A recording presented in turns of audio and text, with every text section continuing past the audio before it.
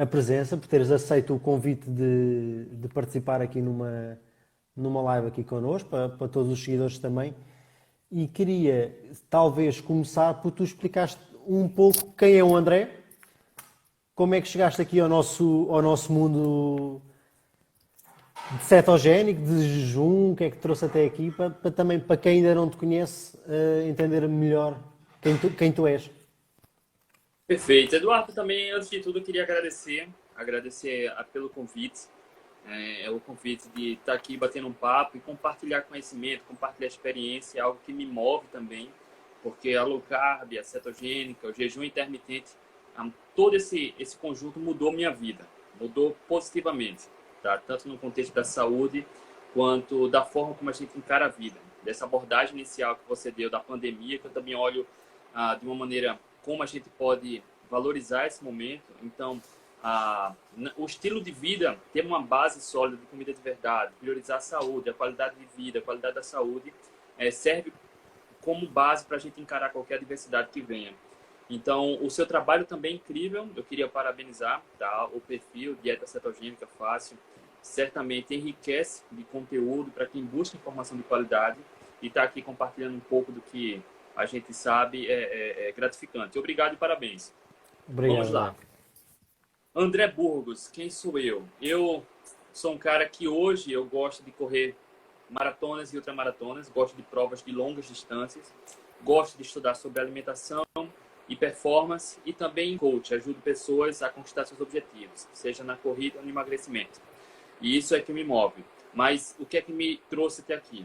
Em 2013, em 2012, foi o ano mais importante da minha vida, Eduardo. Foi o ano que a minha filha nasceu. Foi o ano que eu descobri a paternidade, que eu me tornei pai. E foi o ano também que eu alcancei meu maior peso, cheguei a ser obeso. Então, minha filha nasceu em 2012 e em dezembro de 2012, saindo com a família para comprar roupas para a festa de final de ano, quase que eu não consigo comprar roupas, porque eu estava muito gordo, tá? Eu cheguei ao momento de quase não conseguir comprar roupas. Eu tinha acabado de me tornar pai. E isso me deixou muito triste, muito frustrado e com medo do futuro. Pô, eu tinha acabado de me tornar pai, estava deixando a vida me levar e eu só fazia ganhar peso. Em janeiro de 2013 eu decidi mudar. No primeiro semestre de 2013, eu ainda sedentário, começando a correr, comendo mais comida de verdade, eliminei 30 quilos. Isso me motivou, a busca pela saúde. Comecei a correr pela praticidade, pelo baixo custo, pela praticidade, e me viciei na corrida. Em 2014, corri minha primeira maratona. Em 2015, a minha primeira ultramaratona.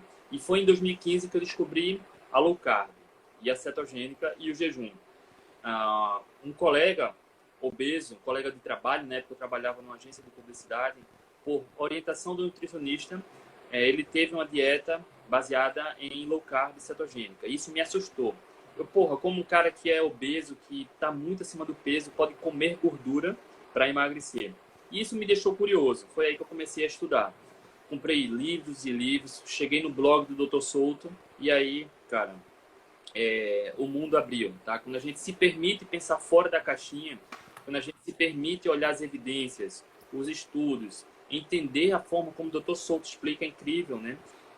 Os níveis de evidência. A gente vai, para quem busca artigo, a ciência, você vai encontrar basicamente o que você quer encontrar. Mas, no entanto, os níveis de evidência é que vai fazer você trilhar por um caminho ou por outro. E, é claro, os níveis de evidência, entendendo isso, me fez trilhar pelo caminho da low carb, da cetogênica, da dieta paleolítica e do jejum intermitente. Então, em dezembro de 2015, eu comecei a praticar low carb. E desde dezembro de 2015, Eduardo, eu não tenho uma única crise de asma, nenhuma. Nenhuma crise de dor de cabeça, alergia, resfriado, gripe, sem medicamento nenhum. Em dezembro desse ano vai fazer 5 anos que eu não tomo medicamento, que eu não tenho asma nem dor de cabeça, nada, tá? 95 a 98% da minha alimentação é baseada em comida de verdade, com pouco carboidrato. No entanto, a minha dúvida era em relação à corrida. E eu tinha muita dúvida. Naquela época, a gente não encontrava informação de qualidade, consistente, como a gente aplica low carb na corrida. Mas mesmo assim, eu decidi encarar, estudar. Enfim, eu vou pular agora uma parte só para sintetizar quem é o Uhum, André. claro, claro que sim. Eu cheguei a mesmo low carb em jejum, tá? como eu sou corredor amador, eu corro por hobby, tá? Eu não vivo da corrida, mas eu gosto de performance na corrida. Então, cheguei na minha melhor marca de 10 quilômetros, correndo com 24 horas de jejum, fiz em 38 minutos. Ah, fui terceiro lugar na ultramaratona de 50 quilômetros, correndo em low carb. Ah, corri minha melhor meia maratona, 1 hora e 24, correndo em jejum, só tomando água durante a prova. Corri 2 maratonas abaixo de 3 horas, sem tomar nenhum gel de carboidrato durante a prova. E no ano passado, 2019, eu corri os 100 quilômetros do frio, aqui em Pernambuco, no Brasil, e fui o vencedor da prova, venci a prova, baixei o recorde da prova em 24 minutos.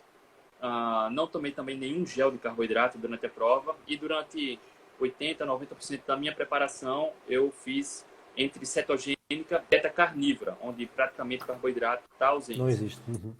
Então, em poucos momentos, bem poucos momentos, onde eu consumi mais carboidrato. Mas o mais carboidrato ainda é abaixo de 100 gramas, tá? É bem pouco comparado com o que as diretrizes pregam. E durante esse tempo, eu fiz algumas formações de nutrição esportiva, coach, enfim, de programação neurolinguística, e isso vem me ajudando tanto na questão de estratégia nutricional, quanto de estratégia do coaching, de ferramentas de coaching para a gente lidar com De a questão de acompanhamento. emoção. Exatamente. E é isso. E, enfim, ano passado eu tive minha melhor marca na corrida, que foi vencer os 100 km, baixando o recorde da prova em 24 minutos. Então, para quem não sabe, o que para quem acha que correr uma maratona já é de loucos, não é? Que já é quase uma marca difícil de se bater, existe um mundo todo depois da maratona, não é? Que é as ultramaratonas, que chega Exato. a haver de 250 quilómetros até 300, certo? Mais, Mais Eduardo. até? Qualquer prova acima de 42 quilômetros é uma ultramaratona. Então, existem provas de 2, 3, 4, 5 dias, tá? Que totaliza o total de quilômetros corridos nesse período é uma ultramaratona. É claro que em um dia não dá para correr 500 quilômetros, mas Lógico, existem provas de 500 quilômetros, 600 quilômetros, agora dividido em vários dias. em vários dias. Qual é que é a tua melhor, a tua maior distância corrida? Foi 100 quilômetros. Foi os 100 quilómetros e fizeste em jejum. Não, eu comi ovo e café Ok, antes da prova. antes da prova. Zero. Mas André, Eduardo, na preparação para os 100 quilômetros, eu fiz um treino de 71 quilômetros em jejum. Tá? Eu fui testando estratégias, deu 5 horas, 6 horas de treino em jejum, só tomando água, e depois de 30 quilômetros eu comecei a alternar água e isotônica, só isso. ok. André, existe muito. Primeiro, há dois mitos associados à prática esportiva e à corrida. Primeiro, começa por nós precisamos de carboidrato para praticar desporto, sempre, porque não há maneira nem de ganhar massa magra, nem de ter um bom desempenho sem o consumo de carboidrato. E há também o mito que é nós não conseguimos treinar em jejum. É impossível porque nos sentimos mal, quebramos, o nosso corpo não responde e é perigoso para a saúde. Fala-nos aqui um pouquinho da tua experiência, que conselhos é que podes dar, como é que podes ajudar a desmistificar aqui um pouco isto. Na década de 60 surgiram alguns estudos associando o glicogênio muscular à fadiga. Isso ficou um pouco óbvio, claro, que quando a gente tem menos glicogênio, tá, a gente tem a maior chance de fadigar. Isso é fato, tá? No entanto, há um raciocínio bem simples foi atrelado a esses estudos, que é: se eu tenho baixo glicogênio e isso compromete minha performance, então muitos estudos vieram a recomendar o alto consumo de carboidratos para repor o glicogênio ou evitar que ele se esgote. Tá? Foi um raciocínio bem simples. E, no entanto, E é por aí que vem por aí é que vem o consumo do gel e por aí tudo, certo? É nesse é com o seguimento. objetivo de sustentar o glicogênio muscular. Para quem não entende, o glicogênio muscular é a forma que o corpo armazena a glicose, o carboidrato. Tá? Uma parte da glicose é usada como energia, outra parte é armazenada como glicogênio no músculo, no fígado, enfim. Ou no fígado, exato. E quando o glicogênio muscular acaba, o atleta ele quebra, tá? Não tem energia. Isso é fato. Só que o que não foi feito naquele momento, na década de 60, 70, foi estudar justamente o contrário. Tá? Atletas que consumiam pouco carboidrato na performance esportiva. Tá? Então, se usou um raciocínio simples. que faz até um sentido, mas assim, para fazer sentido, para a gente saber se funciona ou não, precisa testar, a ciência precisa testar. E no começo da década de 80, o Tim Oakes ele fez um teste com ciclistas adaptados a uma abordagem cetogênica e viu que após 4 semanas de uma abordagem cetogênica não há comprometimento do glicogênio muscular da performance esportiva. O que a gente percebe é que atletas cetoadaptados, atletas adaptados a uma abordagem cetogênica, requisitam menos o glicogênio muscular, mesmo em atividades mais intensas, que naturalmente o corpo busca mais o glicogênio.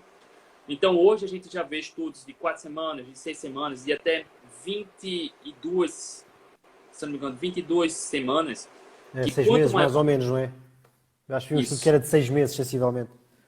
O Fester, que quanto maior o período na dieta cetogênica, mais os estoques de glicogênio vão se equivalendo, tanto para quem come muito carboidrato, quanto para praticamente quem não come carboidrato. Então, o fígado é capaz de gerar essa glicose, esse glicogênio, mesmo para quem não come carboidrato. Tá? Então, para quem afirma que o carboidrato é essencial para a performance, que quem consome pouco carboidrato vai ter fadiga, isso funciona mais para quem é carbodependente, para quem depende do consumo de carboidratos. Mas, após o período de adaptação de 4 a 6 semanas, o corpo vai se ajustando. Tá? Como sempre foi na história evolutiva do homem. O homem sempre gastou muita energia e sempre comeu pouco ou nenhum carboidrato. Então, a gente vê isso, tá? Em período de 4 a 6 semanas, nosso corpo começa a equilibrar os estoques de glicogênio. Isso é o que a gente vê. Quer falar? Sim, queria só acrescentar uma coisa que é, atenção, que eu sei que há alguns desportistas que nos estão a acompanhar, atenção quando o André está aqui a falar em 4 a 6 semanas de adaptação para não sofrer a falta de glicogênio, estamos a falar de prática esportiva. Quando estivermos a falar de atletas de alto rendimento, de alta competição, o período de adaptação é mais longo, pode requerer mais tempo até equiparar e até ultrapassar o desempenho, está bem? Só queria completar isto, porque as pessoas às vezes acabam por misturar tudo, todos os conceitos. Mas continua, André, desculpa. Para quem tem o hábito de aplicar a abordagem tradicional nutricional ocidental, de comer muito carboidratos, para quem reduz agora o consumo de carboidratos e vai se exercitar, é muito provável que sinta a queda da performance, do desempenho. E esse período leva de 4 a 6 semanas. Após esse período médio, tá? Que pode ser um pouco mais ou um pouco menos, a performance volta. Mas isso não quer dizer que volte e você já vai ter melhor desempenho. Não. O corpo vai se ajustando, tá? Promovendo adaptações fisiológicas e metabólicas, fazendo com que o corpo busque mais a gordura como fonte de energia, requisite menos o glicogênio. E aí é onde o período que o atleta não tem queda de performance, de 4 a 6 semanas. O que a gente vê na ciência e no mundo real, tá? Já tem atletas que praticam cetogênica há anos e são atletas de alto rendimento, que a gente vê que quanto maior o tempo, mais o corpo se ajusta a usar mais a gordura corporal e menos o glicogênio.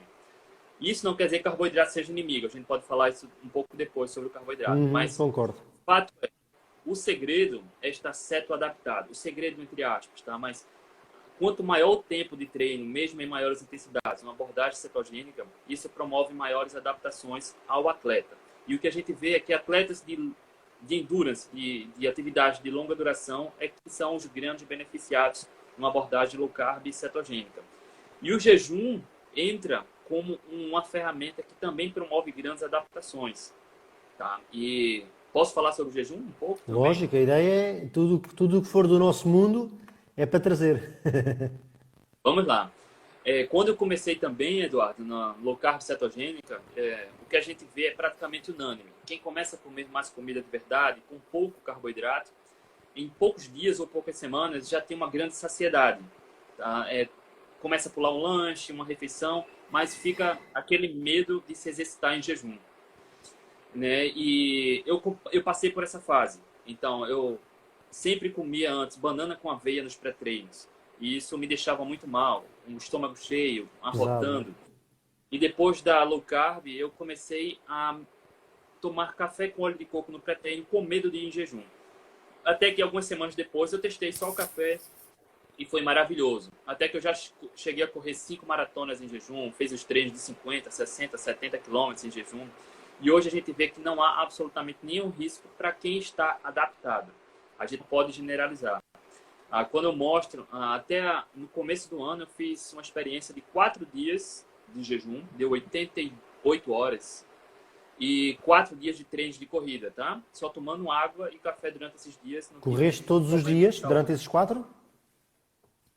Todos os dias de manhã eu fiz um treino de corrida, em média 1 hora a 1 hora e 10 de corrida, durante 4 dias. E no quarto dia de jejum eu não tive absolutamente nenhum, como posso falar, o que eu senti foi que em algum momento eu senti o corpo mais pesado, tá? Mas eu não senti tontura, não senti fraqueza, não passei mal, não tive dor de cabeça, não tive nada. Então, esse autoconhecimento também é importante, né? E, claro, que se eu estou há 2, 3, 4 dias sem me alimentar, estou gastando energia, o corpo vai promover adaptações.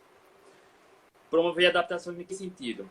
O músculo, nosso músculo é algo nobre para o corpo, né? Se tem uma coisa que o corpo não quer gastar, é o músculo. Então, ele vai se adaptar de alguma forma para preservar a massa muscular e usar a gordura corporal.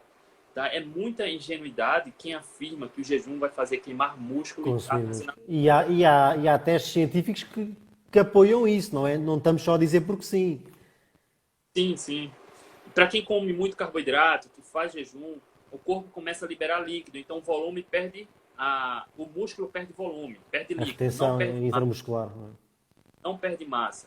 Então afirmar que o jejum compromete massa muscular é ingênuo, a não ser que você esteja sedentário. Mas para quem está praticando atividade física, o corpo está preservando a massa muscular. Isso, ó, Lady York. Sim, 4 dias de jejum sem calorias, tá? Eu bebi água, água com gás e café. Café puro, sem adoçar. Eu fiz 5 E é isso. dias, mas sem correr. Porquê? Porque eu parei de. Eu deixei já de correr por causa dos meus joelhos. Estou a querer voltar agora depois da quarentena, mas quero ver se os meus joelhos aguentam isso. Porque eu queria fazer uma meia maratona, que nunca tinha feito, mas já é a terceira ou quarta vez que eu inicio os treinos de corrida e eu até acho que cheguei a falar contigo sobre o treinamento MAF. Sempre que eu passo a barreira dos 10 km, os meus joelhos praticamente desligam e eu não consigo suportar. Mesmo com descanso adequado, com alongamento, com nutrição, não consigo passar os 10 km. Tem que Mas pronto, eu tratar fiz, isso. fiz os 5 dias em jejum, também água, café e água com gás não bebo, não tinha, se não tinha bebido. E senti-me tranquilo, não treinei nada, né? Foi repouso só ao trabalho. Pá, e senti-me estranhamente bem. Inclusive, eu fiz, todos os dias fazia um vídeo no final para pôr aqui no IGTV de testemunho. Pá, e eu, por acaso, queria trazer aquela coisa, pá, hoje estou mal, estou a morrer, estou aqui a passar, tipo, a trazer emoção para o vídeo quase. Epá, mas não conseguia. Porque dizer, pá, ok, hoje pensei um bocado em comida, mas depois passou.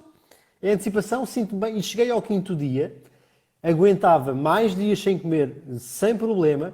Só que como eu tinha a minha meta psicológica de 5 dias, naquele dia não era fome, mas era a cabeça que já só pensava em comida, já só pensava no que é que eu vou comer, quando é que eu vou comer. Era só isso, não era fraqueza, não era nada disso, era vontade só já de comer. Comigo foi a mesma coisa. Eu tinha esse plano, né, de passar entre 3 e 4 dias, mas quando eu alcancei o quarto dia, eu só pensava no de jejum, mas não tinha fome. Não tinha fome, era só Era a barreira pensar. psicológica, né? E foi meu maior jejum. E eu fiz o de jejum, Eduardo, eu não sei você, mas sem fome. Eu fiz um caldo de ossos, armazenei, tomei caldo de ossos, fiz uma refeição com carne, ovos, salada, mas sem fome. Eu fiz um de jejum carnívoro. Eu não me lembro se cheguei a tomar caldo de ossos, acho que não, mas tomei certamente um café cetogénico, só com um pouco de óleo de coco, um pouquinho de manteiga, também para não ser logo entrar logo com a comida sólida. Depois comi uns ovinhos e depois carne. Já não me lembro o que era, mas acho que era tipo costelinha, costela e por aí. E estranhamente, agora dá-me a tua opinião. E eu estava à espera de achar que o meu estômago ia ficar super pequeno e eu não ia conseguir comer nada. E eu acho que comi praticamente a mesma quantidade de sempre. Eu penso que é o contrário. Eu percebo que quanto maior o tempo em jejum, a impressão que eu tenho é que a gente vai comer mais. O que eu não consigo comer mais. Geralmente é um pouquinho menos ou a quantidade próxima da real. Ok. Eu por acaso senti isso. André, nós já sabemos, e inclusive falaste há bocado de um nome, mundial, que é o Team Noakes. Inclusive, agora em maio, vou iniciar a formação com ele, com o Noakes Foundation. Se fosse com ele, então era fantástico, quem me dera a mim. Pode ser que um dia tenha essa oportunidade, não é? E só para vocês terem ideia, o Team Noakes era uma das pessoas que realmente trazia literatura, que trazia base científica para suportar o alto consumo de carboidrato para o desempenho de atletas, porque ele sempre acompanhou muito atletas, inclusive ciclismo e corrida, se não me falha, não é? E ele foi uma das pessoas e um dos professores, investigadores e por aí vai, que veio a público admitir que sempre esteve errado, que apesar de haver estudos científicos que apoiassem os livros que ele escreveu, aquilo que ele defendia durante, eu já não sei se foram 20 ou 30 anos que ele fez esse trabalho sobre o carboidrato, e ele foi a público e disse, olha, peço desculpa por tudo o que eu defendi até hoje, eu pensei sempre errado, sempre me baseei erradamente. Naquela altura ele leu um livro que era para fazer depois um artigo, uma revisão científica sobre o livro para o criticar, se não me engano foi o Law of Running, uma coisa assim, e aí ele disse, não, espera, mas estes tipos que escreveram este livro até são capazes de ter razão. Se calhar existe uma melhor solução de alimentação para desempenho. Porquê? Porque estava bem fundamentado o livro, com estudos, com base científica, com a parte toda fisiológica. E ele partiu para a investigação e foi aí que ele se converteu para uma low carb high fat, né? Que hoje a gente categoriza como cetogénica, como um pouco de low carb também. E foi uma das pessoas, portanto, eu adoro imenso o trabalho. Quem tiver a oportunidade de investigar e ler coisas sobre ele, maior parte do que vocês vão encontrar é em inglês, portanto, quem não fala inglês ou não entende inglês vai ser mais difícil, mas se tiverem a oportunidade, às vezes existem muitos canais de YouTube que traduzem, colocam lá legendas, portanto, procurem Team Noakes ou Timothy Noakes, mas normalmente é em Team Noakes que vocês encontram. André, uma pergunta que eu te quero fazer, pronto, para quem está aqui a assistir, já entendeu que tu tens um desempenho fantástico, já fizeste várias provas disso de treinamento em jejum e não estamos a falar de uma caminhada, estamos a falar de 50 km, 60 km, 70 km totalmente em jejum e com uma alimentação cetogénica ou carnívora ou low carb, não é? Depende da tua estratégia no momento. Agora o que eu te pergunto é, não vale a pena estarmos aqui mais a tentar convencer as pessoas, quem quer acredita, quem não quer não acredita. Experimentem por vocês mesmos. Se não gostarem, pá, tudo bem, toda a gente é livre de tomar a decisão, pá, mas aprendam sinceramente, e acho que é isto que falta um bocado na sociedade, que é, experimentem, leiam, provem por vocês mesmos e depois decidem se gostam ou não, em vez de partir para a crítica direta. André, quem quer iniciar, o que é que tu achas que seria a caminhada ideal? Não vamos falar neste caso de cetogénica, porque em princípio quem nos está a assistir já vem com essa prática, mas para quem quer iniciar uma prática esportiva em jejum, e quais é que tu achas que seriam as melhores fases? Qual o tempo de jejum? Se achas que o MCT seria bom, as cápsulas de sal seria boa estratégia? O que é que tu achas disso? E uma coisa que eu queria só aqui acrescentar para quem ainda tem grandes dúvidas, que é uma digestão recruta imenso sangue e o nosso sangue instantaneamente é limitado. Ele cria-se, mas ele renova-se, mas instantaneamente é limitado. Portanto, se nós formos pensar, o músculo precisa de sangue para oxigenar, para se alimentar, para o desempenho desportivo, e nós precisamos de sangue para uma digestão. Então, combinar as duas coisas, acho que é fácil de entender que poderia entrar ali em conflito, né? Mas André, vê lá o que é que tu achas que seria uma boa, porque sinceramente eu não sou a melhor pessoa para aconselhar, apesar de conhecer bem a teoria e de eu treinar em jejum, mas acho que alguém como tu é muito melhor para isso. Vamos lá. Primeiro é importante entender que treinar em jejum não é pior nem melhor do que não treinar. Enfim, quando a gente começa a descobrir os benefícios do jejum, sim, o jejum traz excelentes benefícios, as pessoas ficam viciadas no jejum. Então, para quem não se sente bem, tudo bem. Tá? A questão é, muitas pessoas que começam a aderir a uma abordagem low carb, cetogênica, pela maior saciedade, sente vontade, porque não tem vontade de comer antes e tem medo. E aí é onde entra a nossa experiência, tá? Como o Eduardo pediu para a gente dar umas dicas, vamos lá. Para quem tem insegurança de treinar em jejum, eu comecei e eu recomendo tomar um café com óleo de coco ou café com manteiga, tá? Porque vai ter uma gestão calórica e você não vai sentir um estômago vazio. Então isso já vai dar uma segurança, nem que seja psicológica. Tá? Tem estudos mostrando até com uma abordagem placebo, onde o camarada não ingere nenhuma caloria, tem uma performance muito boa. Mas quando ele toma ou sai para treinar em jejum, sabendo que está em jejum, esse mesmo atleta tem uma performance muito ruim. Só pelo fato de você acreditar que está em jejum pode afetar a sua performance. Então, tomar um café com óleo de coco, um café com manteiga, ou até um café com nata ou creme de leite, pelo fato de ingerir calorias, ou creme de leite ou nata, pelo fato de ingerir calorias, pode ajudar. Tá? Não que vai ajudar por conta da energia das calorias, mas pelo fator psicológico. Após um período, tá? Treine em jejum, um período curto, tá? 30 minutos, 40 minutos de atividade física em jejum. E se reconhece, tá? Tenta ver como está saindo o desempenho atlético nesse período de treinamento. Não precisa forçar o jejum. Tá? O que eu vejo muitas pessoas cometem erro porque querem forçar o jejum, mesmo com se sentindo tonto ou fraco, não forçar. Então, tá bem saciado, tá disposto, quer encarar, vai, tá? Sem medo nenhum. O tempo de jejum cara, um jejum noturno que é o mais tradicional, que dá cerca de 7 a 8 horas. Então, você pode jantar, para ficar fácil o cálculo, janta de 8 da noite e treina de manhã cedo, tá?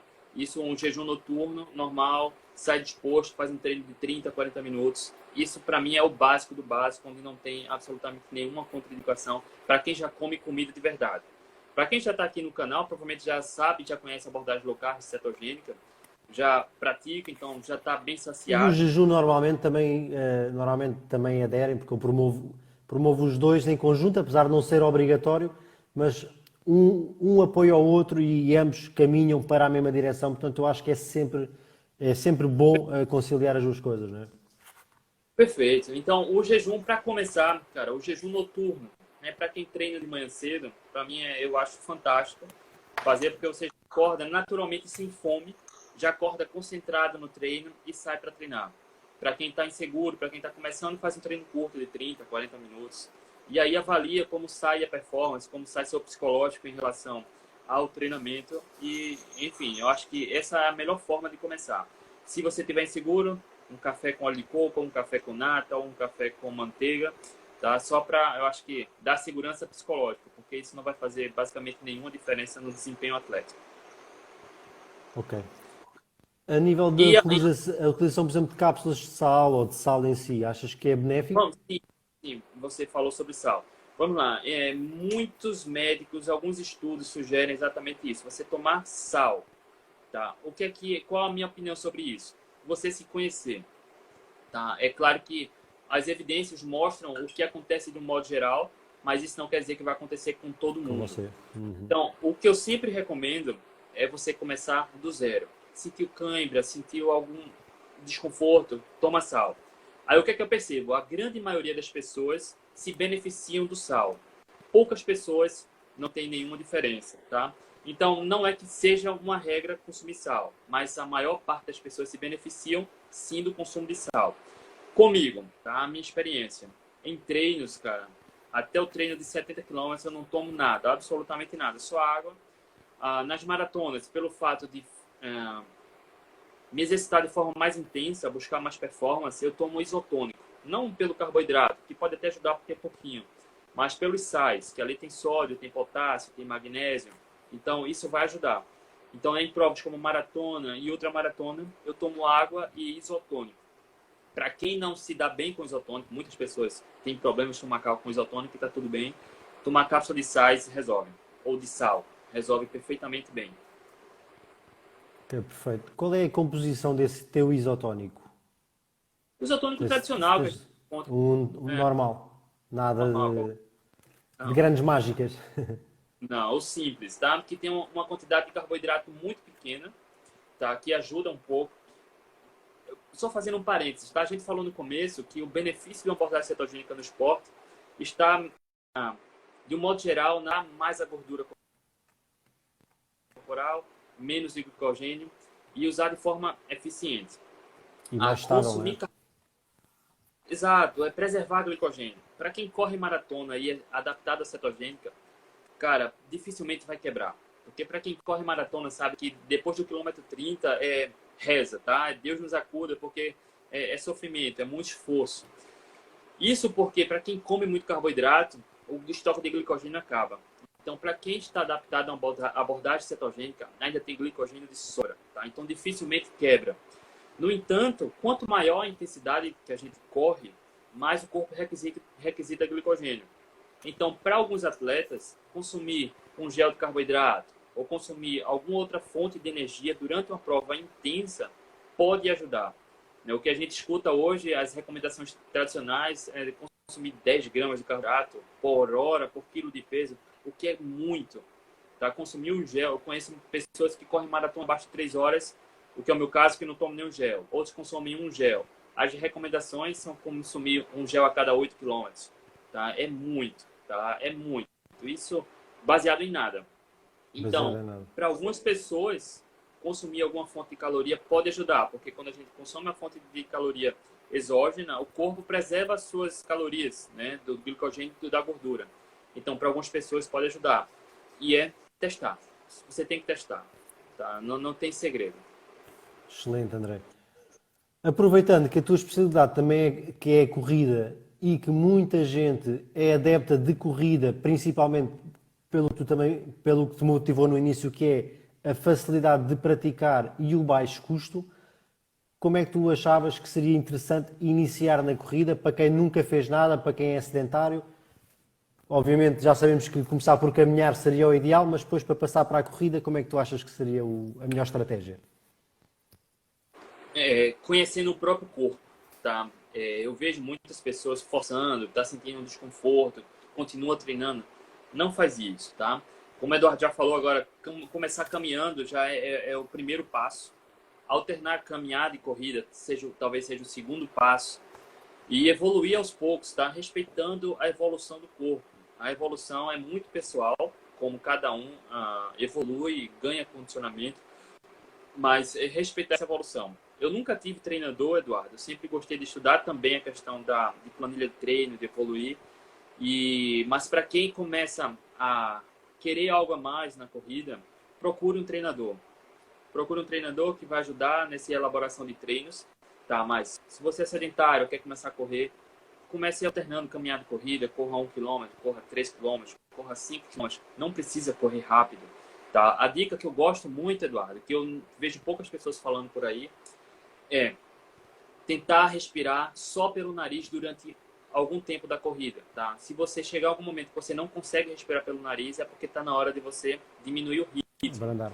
Então, respeitar esse ritmo é importante, tá? Porque para quem não conhece a corrida, começa a correr muito rápido e não consegue sustentar, se sente desconfortável, e acaba causando um trauma com a corrida. Então, não começa devagar, começa pensando no desafio, começa a correr 1 quilômetro, depois pula para 3, pula para 5. Claro que gradativo, né? Semana a semana vai evoluindo, a cada 2 semanas.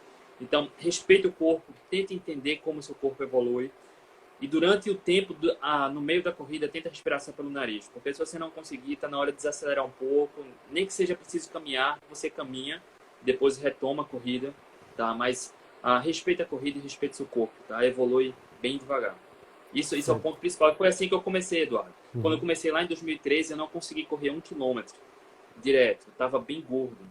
E em vez de me desapontar, isso me motivou, tá? Me motivou porque eu sabia que eu era capaz. Então, para quem quer começar a correr, saiba que você também é capaz, mas precisa ser quilômetro a quilômetro e evoluir aos poucos. Passo a passo, não é? Isso. A nível de alimentação, o que é que tu achas que seria uma boa